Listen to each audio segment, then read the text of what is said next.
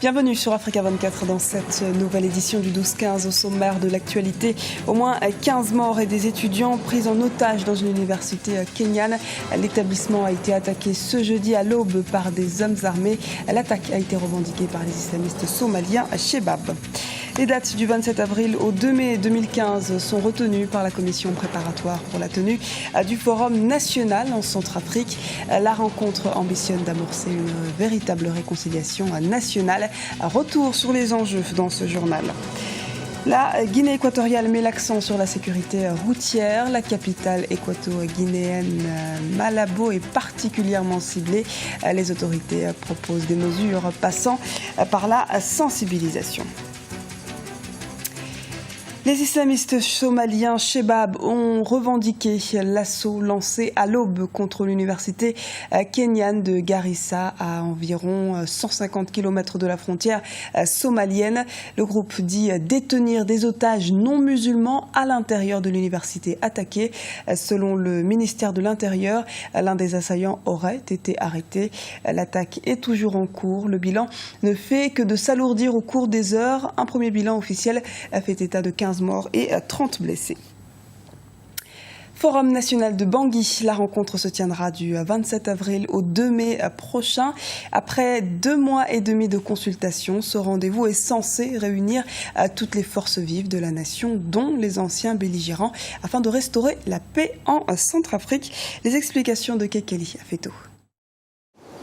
Un forum national pour penser les blessures en Centrafrique. C'est ce qu'a annoncé la commission préparatoire qui a retenu les dates du 27 avril au 2 mai pour la tenue de cette assise. Ce forum, qui a été précédé de 2 mois et demi de consultation, est censé réunir toutes les forces vives de la nation, dont les anciens belligérants. C'est un forum pendant lequel nous devrions être sincères dans nos déclarations. Donc tout devra être dit.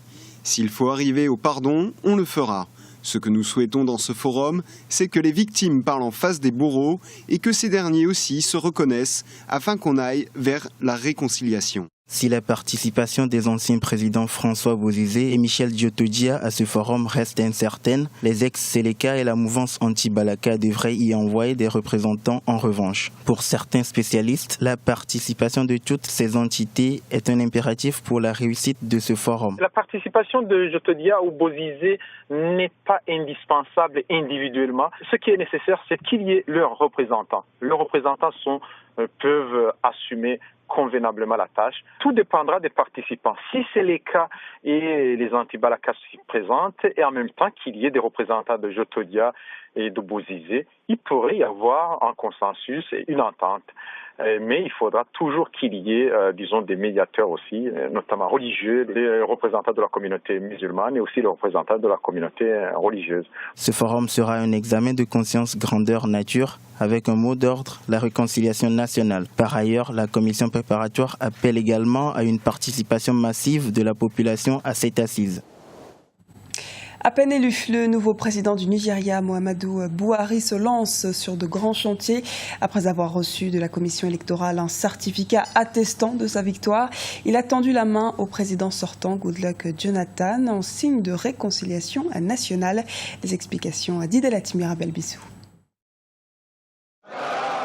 Avec plus de 15 millions de suffrages, Muhammadu Buhari arrive en tête devant le président sortant Goodluck Jonathan. À l'annonce des résultats, le nouveau président s'est adressé au peuple, une déclaration au cours de laquelle il a remercié le président sortant Goodluck Jonathan pour son élégance républicaine. Le président Goodluck Jonathan a engagé une campagne fougueuse et est un adversaire digne. Je lui tends la main de la fraternité. J'ai hâte de le rencontrer dès après ma prise de fonction. Il pourra compter sur ma coopération et celle de toute mon équipe. Pour le nouveau président, son élection reflète bien la volonté du peuple qui aspire au changement. En attendant sa prise de fonction, il demande à tous les Nigérians d'avoir un esprit de paix. Nous avons prouvé au monde que nous sommes un peuple qui a embrassé la démocratie et un peuple qui recherche un gouvernement par et pour le peuple. Vous avez voté pour un parti et un président qui vous serviront et qui gouverneront sans jamais vous dominer. Muhammadu Buhari a déjà dirigé le Nigeria de 1983 à 1985. Cette alternance au Nigeria témoigne de l'enracinement progressif de la démocratie dans ce pays. Elle met fin à 16 ans de gestion du pouvoir du Parti démocratique des peuples, PDP. Aucun effort ne sera épargné pour vaincre le terrorisme. Ce sont d'ailleurs les mots du nouveau président élu du Nigeria, Muhammadu Buhari. Ce mercredi, il a donné le ton de son nouveau mandat et a rappelé sa détermination à lutter contre Boko Haram, qui ravage le nord-est du pays depuis 6 ans. Il s'est par ailleurs engagé à combattre un autre fléau qui ronge le Nigeria, la corruption, tout en déclarant qu'il n'y aurait pas de chasse aux sorcières. En Guinée, les acteurs de la société civile tentent de faire la médiation entre le pouvoir et l'opposition. Celle-ci a décrété une journée ville morte ce jeudi à Conakry afin d'amener le gouvernement de Mohamed Saïd Fofana à revoir le calendrier électoral qui fixe la tenue de l'élection présidentielle avant les municipales. Reportage à Conakry de notre correspondant Mohamed Lamine Solano. À Conakry, la société civile plaide pour la relance du dialogue politique. L'objectif étant de parvenir à une organisation consensuelle des prochaines consultations électorales. Pouvoir et opposition sont divisés sur le calendrier électoral qui fixe la présidentielle au 11 octobre prochain et les élections locales en mars 2016. La démarche de la société civile est encore sans effet, mais l'engagement à relancer le dialogue politique ne faiblit pas. Le constat est qu'il y a un déficit de confiance entre les acteurs politiques et le gouvernement. Et ce déficit de confiance va jusqu'à mettre en doute le processus de dialogue. Conséquence, l'opposition hésite de répondre oui à l'appel au dialogue récemment lancé par le gouvernement de Saïd Fofana. Le non-respect, selon les leaders de l'opposition, des accords du 3 juillet 2013 qui engageaient la Commission électorale nationale indépendante à organiser les élections communales et communautaires avant la fin du premier trimestre 2014 serait à l'origine de cette crise de confiance. Pendant ce temps, l'annonce des journées villes mortes décrétées ce jeudi par l'opposition inquiète de nombreux citoyens de Conakry. Il faut craindre que la situation ne déborde. On a tous en souvenance les soubresauts qu'on a connus entre 2012 et 2013. C'est vrai que ça a entraîné beaucoup de morts, beaucoup de destruction de biens, et de particuliers et d'édifices publics. Donc c'est vraiment déplorable que la Guinée retombe dans ce cycle-là aujourd'hui. L'opposition républicaine espère qu'une reprise des marches ouvrira un espace de dialogue franc avec le pouvoir de Conakry. Elle exige du gouvernement l'annulation du calendrier électoral de la CENI et la suspension des activités du processus électoral avant tout engagement au dialogue politique. L'insécurité routière devient une priorité nationale en Guinée équatoriale. Le pays souhaite diminuer le nombre de personnes tuées sur les routes. Une stratégie qui passe notamment par la sensibilisation concernant la vitesse excessive et l'application du code de la route. Reportage de notre correspondante en Guinée équatoriale, Asuncion Chama Eneye.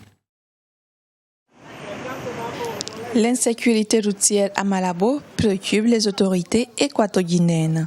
Selon la Direction générale chargée de la sécurité routière, le nombre d'accidents enregistrés ces dernières années est en forte progression. Les principales causes sont l'imprudence, la vitesse excessive ou encore la méconnaissance du code de la route. Il y a eu une augmentation des accidents de la circulation par rapport à l'année précédente. Par exemple, sur le trajet de l'autoroute vers l'aéroport, vous rencontrez toujours de nombreux accidents. Dans la ville de Malabo, les populations sont aujourd'hui exaspérées par la non-maîtrise du code de la route par les chauffeurs. Il faut que les conducteurs soient véritablement professionnels. Ils doivent aussi se former parce que l'auto-école a été créée pour ça. Pour former et aussi apprendre aux citoyens les règles de la circulation.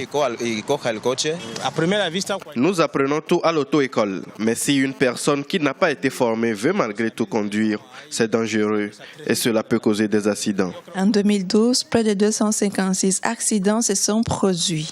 En 2013, 306 accidents et en 2014, un total de 400 accidents dans la ville de Malabo.